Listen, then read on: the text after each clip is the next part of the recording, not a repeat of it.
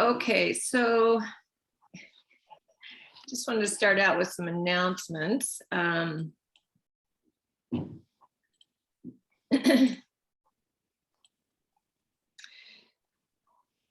Not much. We have the coffee chat next week, which is going to be about mental exhaustion. And some of the stuff we talk about today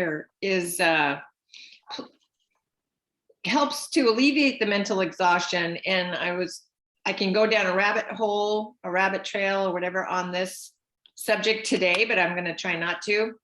We're going to talk about time management and how it saves mental energy or equals mental energy. So today's kind of just talking about how to get that structure. I'll show a couple of benefits of how it helps us mentally, our mental well-being. But next week, we're going to dive into mental exhaustion. And I think we have a video, a TED Talk. And so I will send that out in the weekly newsletter so that you can watch it ahead of time, because it does cut it off when we watch it together. And part of that is, don't be a zombie. Like, we don't want to walk through life just going through the motion. And then that brings us into Halloween, which is at the end of the month. And so we are planning a post-Halloween 3-day refresh.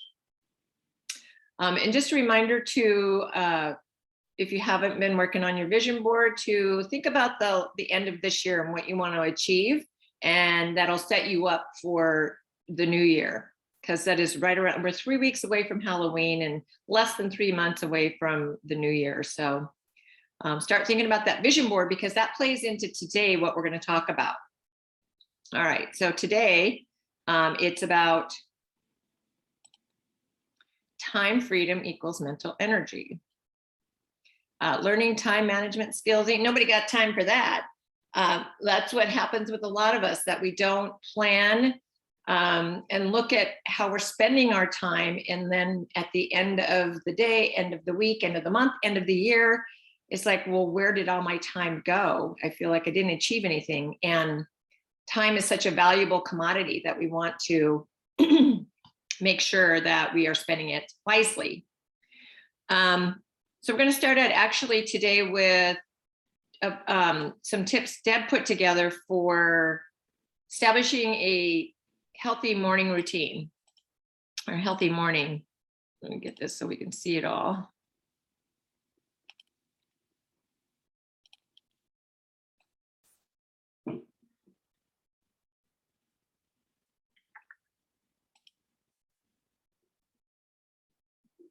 I guess that works. Okay, so there we go. So when we have we've all gone through the Miracle Morning book, attempted to apply the savers, and maybe you've created that routine already, or at some point you did, and maybe you've fallen off. We all do that from time to time. Different seasons of life are going to affect us differently. But having a good day starts in the morning. Actually, it starts the night before, which we're going to talk about. But waking up and going through this morning routine, having a healthy morning will help you have a healthy day. So in the morning, Miracle Morning, we talked about a few things to be able to do. So maybe you need to get up an hour earlier. And if the thought of getting up a whole hour earlier, just start with 15 minutes. And then you can increase that as that becomes more routine for you. Start out by drinking a glass of water. That helps your body. That actually gives you energy first thing in the morning, because you are, we're breaking our fast. Our body is using up our hydration at night, working on all these things it does for us while we're sleeping. So actually putting a glass of water in your body will kind of wake up everything and get the juices flowing. It also helps flush those toxins out of your body. So, that can, when we have toxins building up, it affects our energy level. If you're going to weigh yourself, make sure you weigh first before you have your glass of water. Write down 3 things you're grateful for. So, gratitude, we talked about a couple of weekends ago. That just helps us with our mental energy as far as trying to manifest by, again, creating that vision and knowing what we're grateful for versus what we feel like we are less than. So like, or we don't have enough of. The gratitude definitely helps with that. So write down 3 things you're grateful for. This can be in a journal, in an app, just a notebook that you have. You can, and I'm going to give you a couple of resources. And just doing that in the morning sets the intention for the day. Meditate. It can be a couple of minutes. And we, of course, have our meditations out on Beachbody On Demand, if to be able to like just push play and then not have to think about it. Some great topics. So whatever you feel you need. Deb uses the app called Headspace, which is really helpful for her. Or you can just sit for a couple of minutes, set your timer so that you're not getting on any devices or anything, and just sit with maybe one of the things that we do is read also in the morning. So, you know, you can create how this flows for you. Particularly, I like to read a little bit first when I'm meditating, because then when I meditate, I can, you know, you're not supposed to, you shut out the world, but sometimes it's good just to sit and resonate with those thoughts. It kind of helps. Or if you meditate after your gratitude, writing down your gratitude, then you can, you know, kind of release. That's one of the things that I use when I'm meditating, is to help the thoughts, keep them out from overwhelming my mind, is just to repeat the mantra, release, release. And it really just releases thoughts. It releases me from worrying about anything. It's very helpful. And I do that at night when I can't fall asleep, because laying there in bed thinking about things that I'm not going to get up and do anything about is not helping me. I'm not going to figure it out, and then I'm not going to get sleep, and then I'm going to be more tired. So release is a good mantra. I got that from Brendon Burchard. Working out, obviously, in the morning, if you can, helps just activate everything. It triggers those feel-good endorphins. You have a better feeling of like confidence and happiness and your mood. It boosts the metabolism, so it gets things working. And then you have breakfast. Skipping breakfast, you know, there's different schools of thought for that. You know, do what works for you. There's intermittent fasting, which works very well. I know there was a period of time where I would eat early and then space out my meals. Especially when I was working from home, it was easier for me to do that because I had the kitchen right there. But I find if I was eating later, then I would not be as hungry as soon. So whatever works for your metabolism, for your schedule, just make sure you're starting your day out with your first meal being a nutritious, macro balanced meal. So we talked about that last week in meal planning. Obviously reading, and right now we're reading The Girl Stop Apologizing.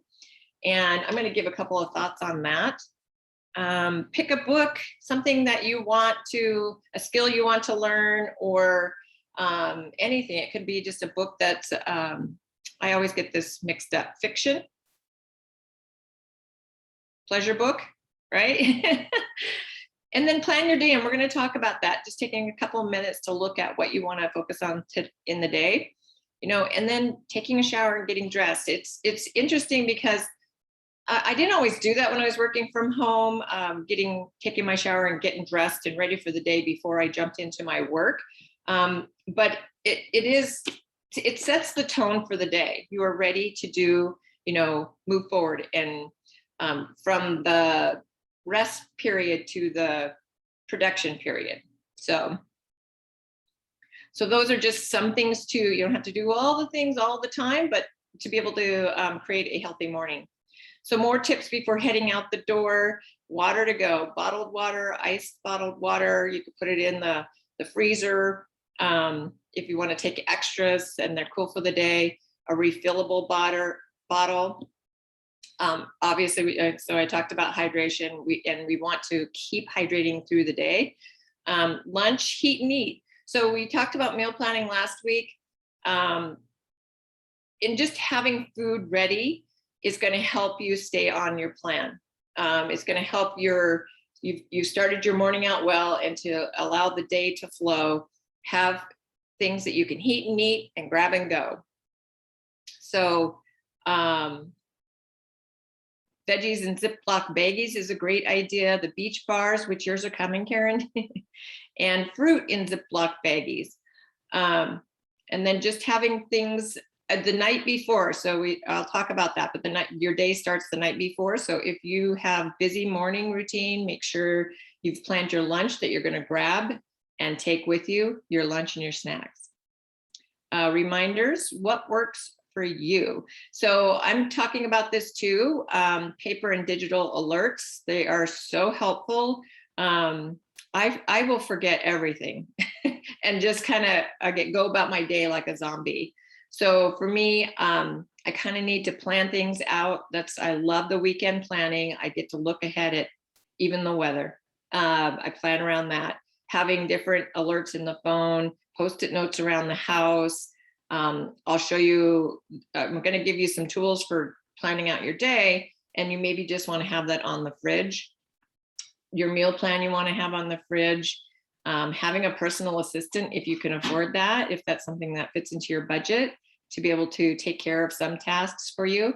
And then triggers is good, that where we talked about this in the Atomic Habits, certain things you can build on each other. So when the alarm goes off, the first thing I do is have Energize, because then I move into the workout, and after the workout, get my coffee ready, and then right into the shower. And it's these things that one thing triggers another. Other triggers you can have are, this one I love. I don't always do it, but when you walk through a door, that's a mental trigger, that when I enter this room, what am I bringing into the room with me? So it's to help prepare your mind for gratitude, for patience, for, just deciding what kind of energy level you need to bring, whether it's high energy or, it's chill. So we can talk more about triggers. That might be a good topic. Okay. So now you got your morning, and we want to look at how you manage the other 23 and a half hours of the day. So obviously we got sleep in there, but time management is the process of organizing and planning how you divide your time between specific activities. We know this, but a lot of time, most of us are not doing this. We're just getting up and going. So good time management helps you to work smarter, not harder. You'll get more things done in less time without as much stress. And really, a lot of people think that when I'm structuring out my day so rigidly, in air quotes, that it's not freedom, but it really is, because it's like we talked about with meal planning, you got to know where you're at, where you want to go, and then you create this plan that's going to get you there. And you don't have to think about it. Otherwise, you are spending mental energy all day, every day, every week on trying to figure this out. If you spend 30 minutes and just brain dump this on the weekend, incorporate this into when you're meal planning, it becomes your new habit. It becomes your new routine. You've got things lined out, so they have to think about them. So and we want to keep it simple. Simple time management has benefits for your overall well-being. And this is just a short list. So obviously you're going to increase your productivity. You're going to increase your success at work. You're going to improve your relationships. So personal success, it improves your mood because you have that organization. You feel like life, it's not just so random and chaotic. it decreases stress and depression, and it increases your self-awareness. We'll talk about this a little bit in the tools that we suggest. You're looking at what you want to achieve and how much you can, if you plan it out in your day, what's realistic. So having that self-awareness of what you want to do, what you can realistically do, and giving yourself that grace to know, okay, this is it, and being okay with that. We talk about this in the one thing. So again, we're kind of pulling in all kinds of tools and tips and mindset from different books that we've read. So a couple of tips. I just jotted these down quickly, like for having that mental energy, saving yourself from that mental exhaustion, is doing your meal plan ahead of time. When you do that, as we talked last week, you're looking at, what is my schedule next week? How am I going to plan my meals around that? What things are going to come up that might create more of a challenge? So you're addressing those things proactively instead of, chaotically going about each day, each week. Online grocery shopping, great time saver. Crock pot meals, which we're talking about this month. In the newsletter, there was a resource that had some crock pot meals for you. Those are always nice to come home to dinner already made. Asking for help, a lot of us don't do that. And that's one of the things in this book, Girl Stop Apologizing, is empowering yourself. And you don't have to do it all. Women typically want, we just wear so many hats that we're just used to doing everything. And it's really a great characteristic, I guess, to being able to ask for help. It's a good thing to teach your kids. So whether it's chores or errands or work projects at work, how to just alleviate that stress and not sabotage your own schedule. Pencil out your day and your week, which we're going to talk about a little bit more, and then setting reminders on your phone. Again, another super valuable tool. All right, so this is from the 12-week year. Structure creates freedom. But there's 3 principles. One is accountability, commitment, and greatness in the moment. So just as a refresher for that, we need accountability. If you don't have somebody that you're accountable to or with, I should say, because only you can really hold yourself accountable. But having somebody else that's your partner, and we talked about success partners in the group, just kind of, even just the group itself will help you do things that you would otherwise, like, nobody's going to know. I'm not going to do it. So having somebody to help you stay accountable to yourself, and that commitment is not just a descriptor. It is actually like a verb. We need to commit. And that, when you're, even back to the meal planning, you start the meal planning with, what do you want to achieve? Why is it important to you? Why are you going to commit to achieving this? Having that vision and the reason why you want to achieve your goals is super important to be able to keep you doing things and staying great in the moment. So the greatness in the moment is, we all have those moments where we're faced with doing this that's a little harder, takes a little more time, takes more energy. It's going to help us achieve our goal. But we also have that, devil on the shoulder that's, yeah, but I'm tired, and you're not going to see immediate benefit from it. So it's easier just to I'm going to take a nap. I'll do it later. So in that moment when you want to deviate from your goals, from your plan, to have that greatness in the moment, to be able to say, I'm going to do it. And one tip here is, maybe do it for 10 or 15 minutes.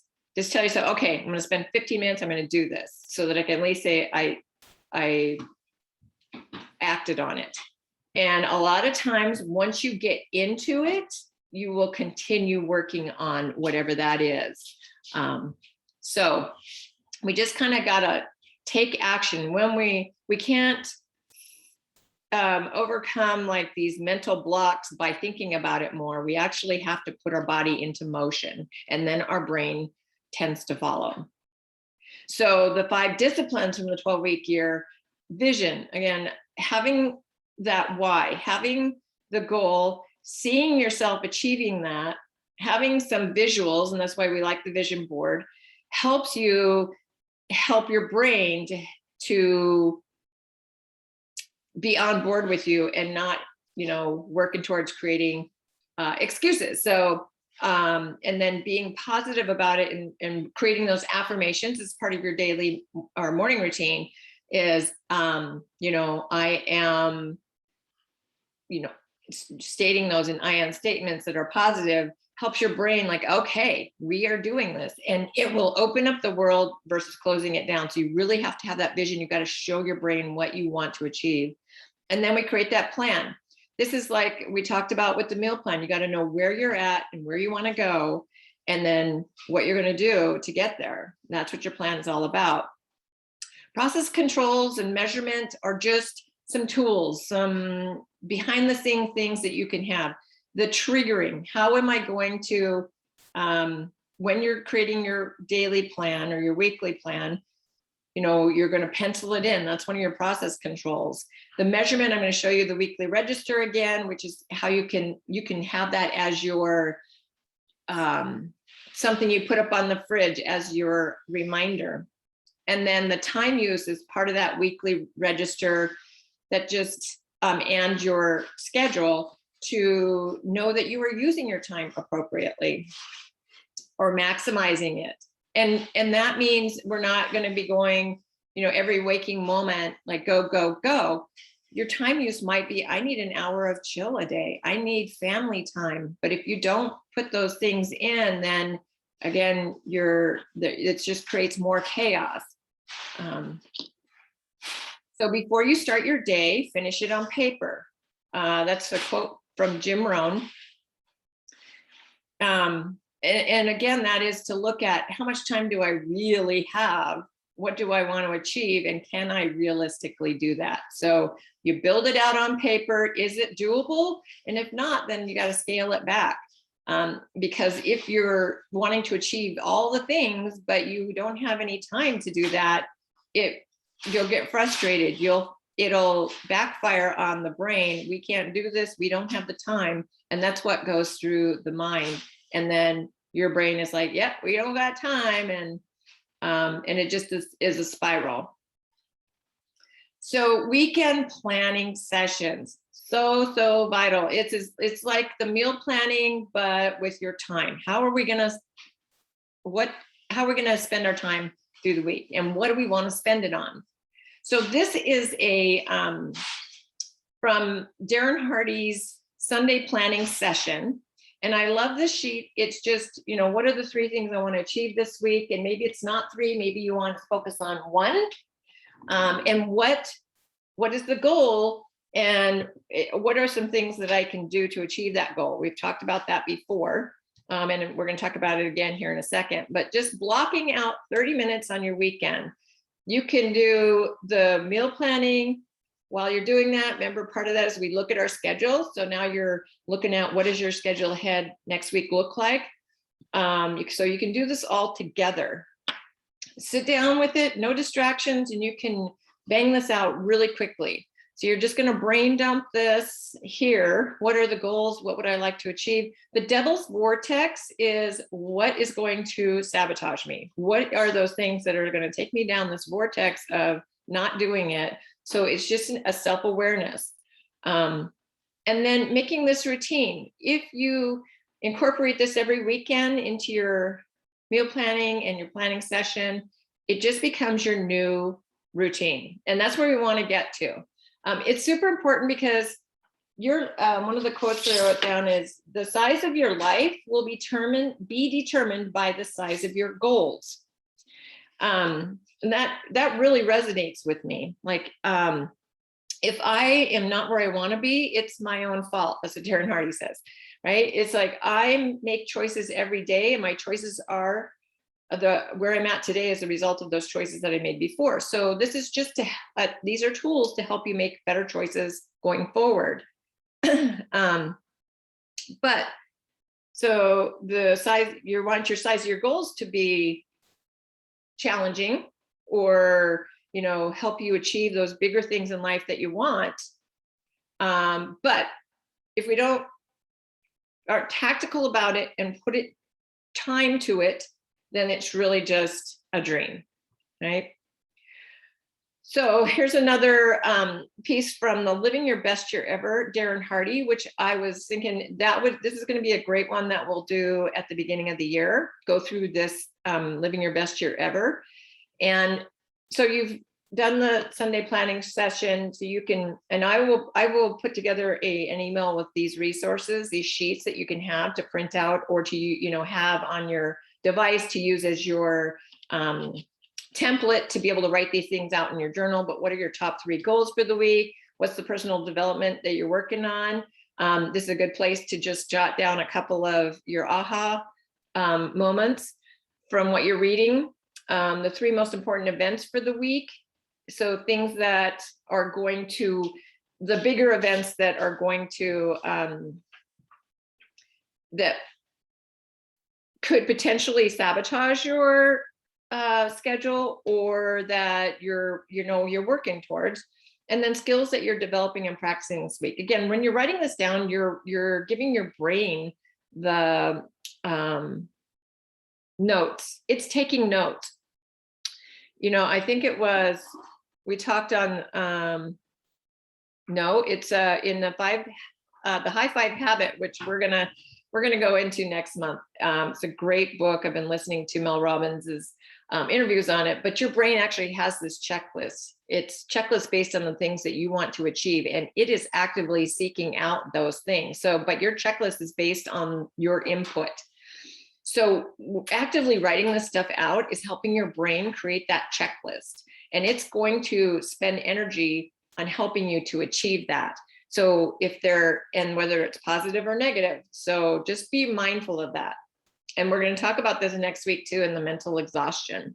So we've gone through, this is actually from the 12-week year, but I put the one thing because maybe you just there's one thing, I just need to keep it simple, and there's one thing that I want to achieve. So, but if you don't put it in your schedule, it's not going to happen. So this, I just penciled it out because I'm working full-time now. So, this is what a big chunk of the week, right? A lot of us are like this. So how am I going to fill in these pockets of time, either before, lunch, after, on the weekends, to achieve that one thing? You want to, it's kind of blurry, but, making sure you're putting, like we talked about in the morning routine, when are you going to do the morning routine? When are you going to do your workout? One of mine, is making sure you get enough sleep, 7 to 8 hours a night. So what do I have to do to make sure that happens? And then a project that I want to work on. So for me, I got project time in the evening, got my dinner and my family time. We got the morning routine, which is also some family time, getting ready for bed, which has an alert. So it's prep for sleep. And then I have an alert that says lights out, because, I need a second reminder to put the things away and turn the light out and go to sleep. Close your eyes, right? Because time just gets away from us. And that's the whole,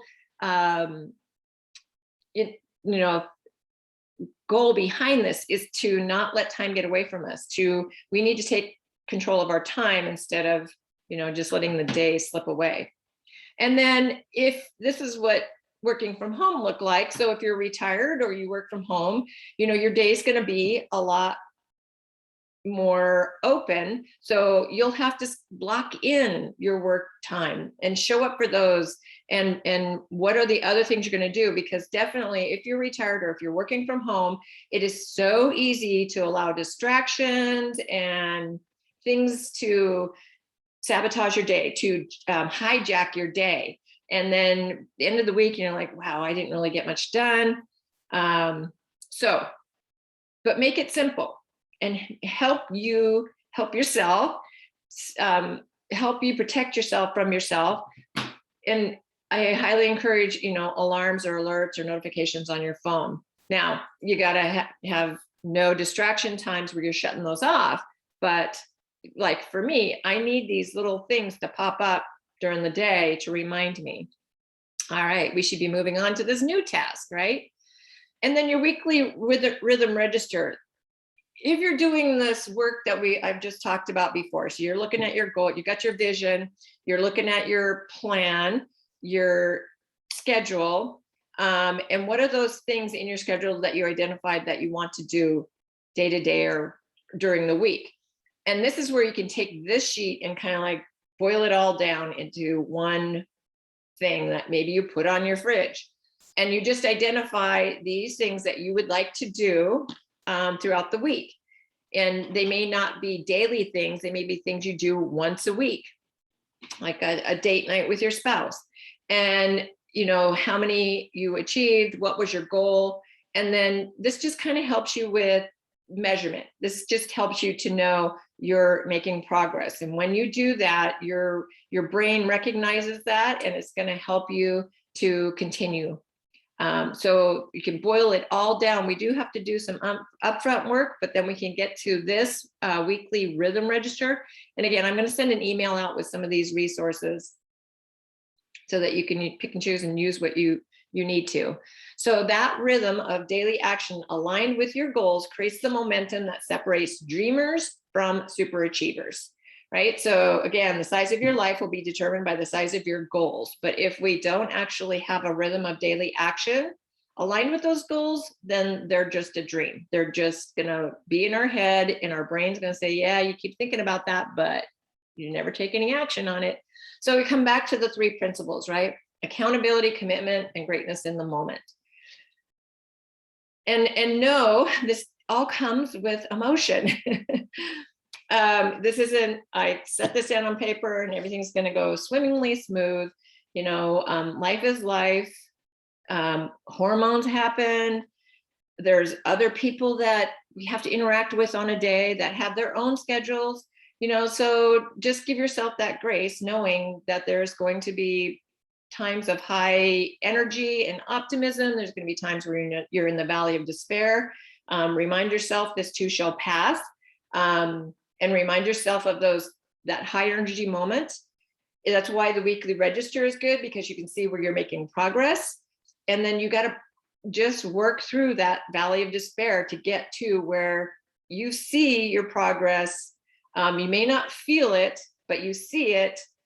You're taking action. Again, you're helping your brain to help you. And then you move through that and get into success and fulfillment, which is a huge one. So you got to remember the mission here. It's not to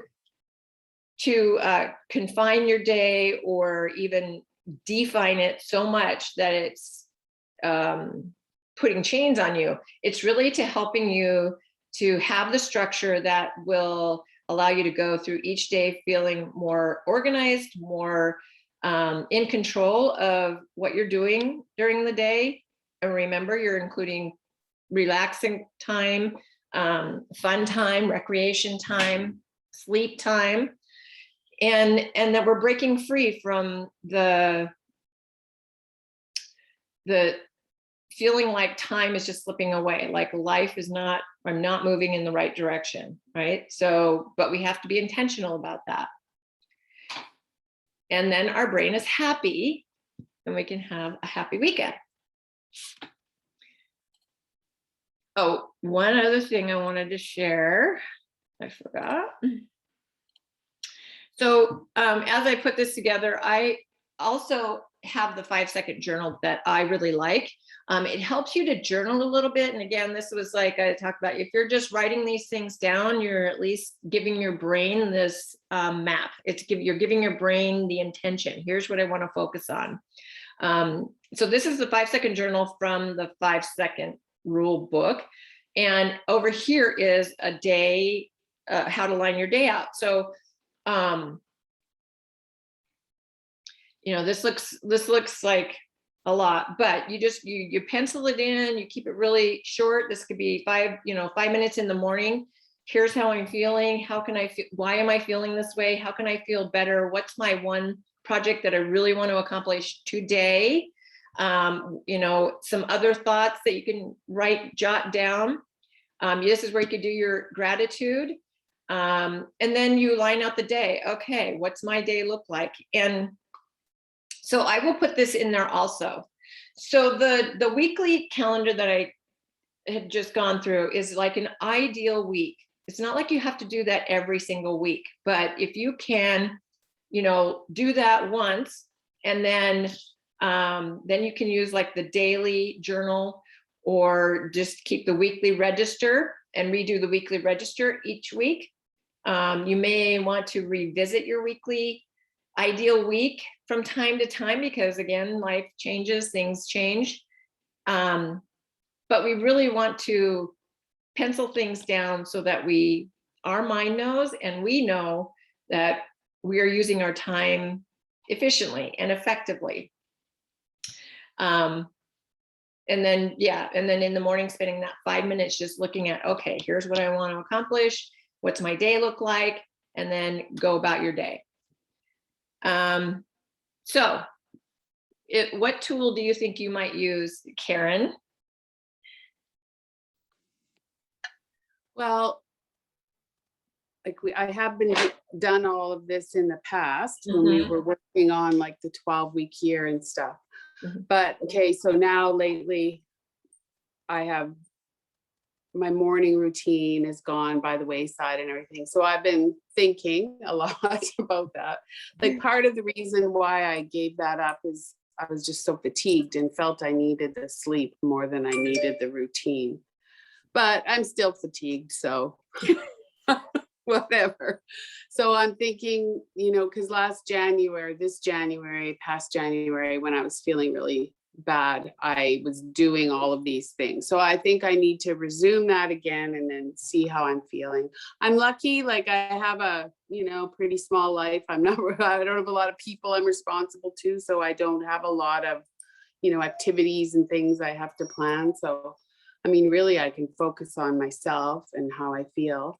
So I that's what I think I'm going to do, is resume that and resume my workouts. I've kind of let those go the last week because of pain. So that's my plan. Yeah, I love it. So, and that's great. That's like, okay, this is what I'm going to do to start, without trying to do all the things, but I know the morning routine is going to help me. And just kind of get into that mode. And then, then you might add something else, Yeah. And I don't know if you saw my comment in the group, but, for workouts, because you're really experiencing lots of pain, you might just do the mobility piece, the beginning part of each of the workouts. Like, day 3 is mobility and stability, but each workout has its own little mobility piece. So, you might just do that beginning piece and then your PT exercises and do that for a while, until you're feeling better, less pain. Yeah. So that's what I was thinking. I think I can't just start everything or do everything. I was trying to figure out what's the best thing to sort of, what will be, help me the most. Yeah. Have the most impact. Yeah. Yeah. Yeah. I love it. So just a couple of thoughts on this. I had to get the Audible, which apparently I had already. So I started listening to that because, time, I just don't sit down and read like I used to. But in the beginning, she talks about